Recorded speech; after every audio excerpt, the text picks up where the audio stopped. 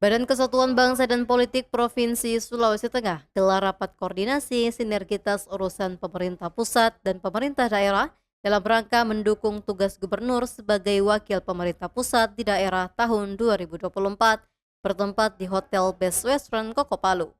Dihadiri oleh Gubernur Sulawesi Tengah yang diwakili Asisten 1 Bidang Pemerintahan dan Kesejahteraan Rakyat Fahrudin Deyambas, Dirjen Politik dan Pemerintahan Umum Kemendagri selaku narasumber, Kepala Perangkat Kesbangpol Kabupaten dan Kota Sesulteng, serta pejabat dan staf lingkup Kesbangpol Provinsi Sulawesi Tengah. Pada kesempatan itu, Asisten 1 Fahrudin mengatakan gubernur adalah jabatan politik yang dihasilkan dari proses politik sebagai representasi proses demokrasi. Selain itu, dalam penyelenggaraan pemerintahan, gubernur melaksanakan dua fungsi, yakni sebagai kepala pemerintah provinsi dan wakil pemerintah pusat di daerah.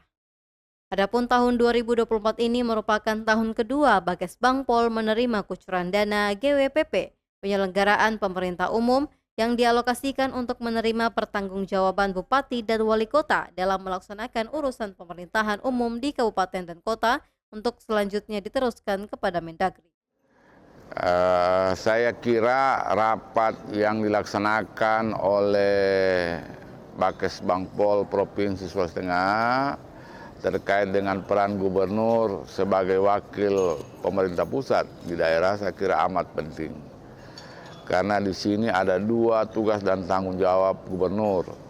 Pertama sebagai wakil pemerintah pusat di daerah, dan kedua sebagai kepala daerah otonom.